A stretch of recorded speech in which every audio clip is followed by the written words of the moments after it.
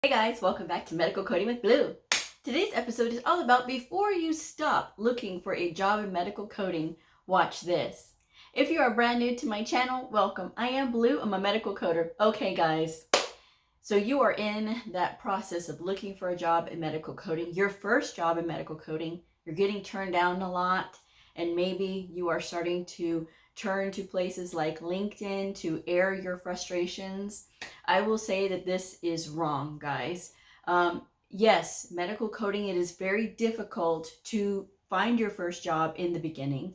And the reason that it is so difficult is because there are a lot of medical coding programs, unfortunately, who will cattle herd people through really fast-paced medical coding programs, and they'll tell the people, oh yeah, they'll train you on the job.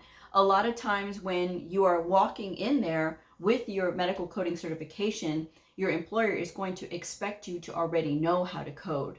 And that is first and foremost. When you pass your medical coding certification exam, this says that you are proficient in medical coding and that you have the competence to be able to understand what's actually happening. Yes, while you still have a lot to learn when you are in your first job, there are a lot of people who have missed out on the fundamental basics like medical terminology and anatomy and pathophysiology that hurts them when they get out into the real world. If you are taking tests and not passing, that's your first clue that something is wrong. And so I recommend to continue to study even after you've passed your certification exam. This is going to ensure that you're going to have a good grasp of what is actually happening.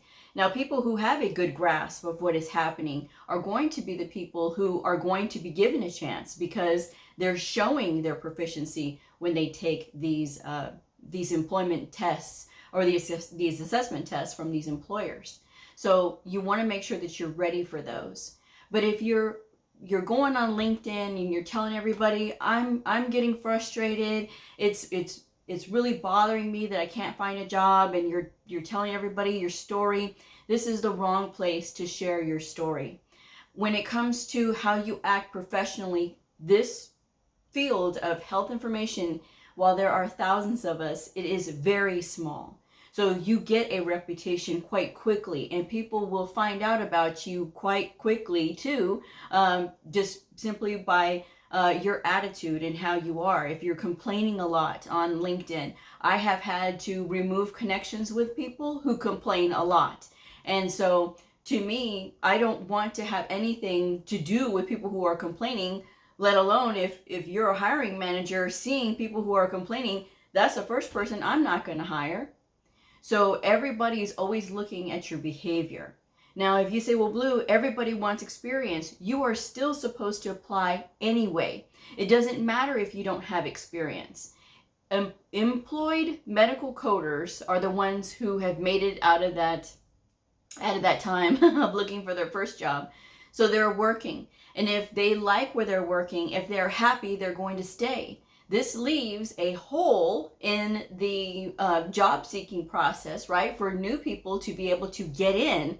But if you are already seeing that it says you have to have 3 to 5 years experience or a year of experience and you're not applying anyway, then you are missing out, because the employer is not always going to get the candidates that they think that they want. Of course, they are going to want candidates who are experienced and well-versed and well-rounded, but they're not always going to get that.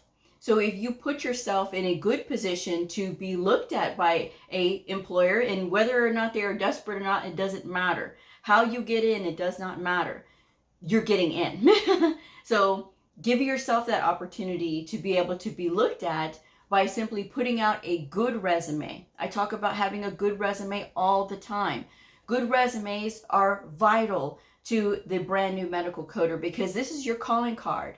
This says that you are out there trying to find a job. This is a list of all of your skills. This is your past employment and how you have some things that are transferable to medical coding.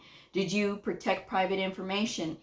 Did you have to use Excel, Word, and spreadsheets and things like that? So those are the things that need to be on your resume. Your skills don't have to be quantified with excellent medical terminology, intermediate, blah, blah, blah. It has to be medical terminology, anatomy, pathophysiology, bullet points, okay? That's what they want on your skills. I don't want to hear that you're a team player because no one cares. When it comes to your skills list, these need to be your hard skills.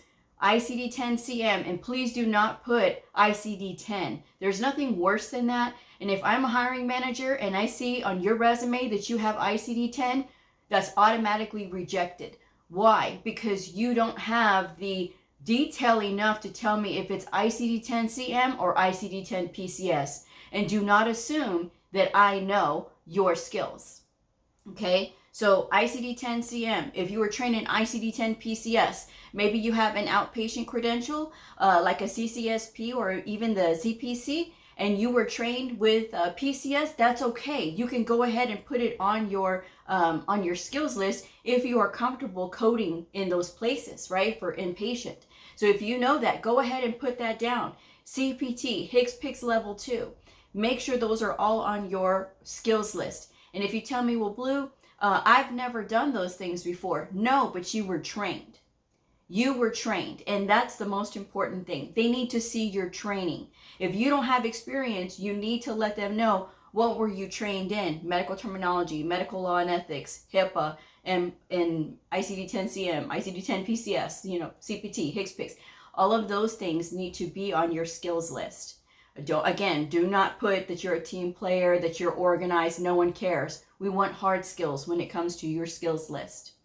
Another thing I will say is don't waste your time with recruiters. Now, I see this a lot. There's a lot of recruiters on LinkedIn. Oh, we're recruiting for inpatient positions, outpatient positions, pro-fee, and they have all of this list of things. The thing is, 90%, okay? You listen to me carefully when I say this, 90% of recruiters are going to waste new medical coders' time. Now, the reason that I say 90% is because there's always going to be that 10% that goes above and beyond, and they know what they're doing, and they can understand that even though a person has years of experience, they may not always be competent in all areas. Whereas somebody who is brand new and who is well-trained is competent in more areas, or could potentially be competent in more areas. There was a horrific story on LinkedIn that I saw the other day. This is a person who's transitioning from one side of the medical field and trying to get into medical coding, and a recruiter called her. Actually called her and said, well, we have this position, and for medical coding, it's a pro-fee or inpatient. I can't remember anymore, but it's a medical coding position. And as soon as the lady said that she didn't have experience, the recruiter hung up on her. That is awful. Number one, that is incredibly unprofessional. Number two, it makes the industry look bad that there's people out there like that. Didn't even give her a chance to explain all of the qualifications she was coming in with, and the fact that she had been in the healthcare field before. So she did have a good understanding of medical terminology, anatomy, and pathophysiology, which is critical and very vital for brand new medical coders, and a lot of new medical coders don't have that skill already. So please don't waste your time with recruiters, because they are looking for very specific things, and they are headhunters. Let's just be honest, they are headhunters, and they get paid a lot. Oftentimes they get commission for bringing people who are going to fit these certain parameters that the employer is looking for, and that's how they get paid. That's why they don't want to waste time with people who don't have experience, because oftentimes the employer will say, we don't want people who don't have experience because we don't want to have to train. And oftentimes those employers are still going to have to train people who have experience.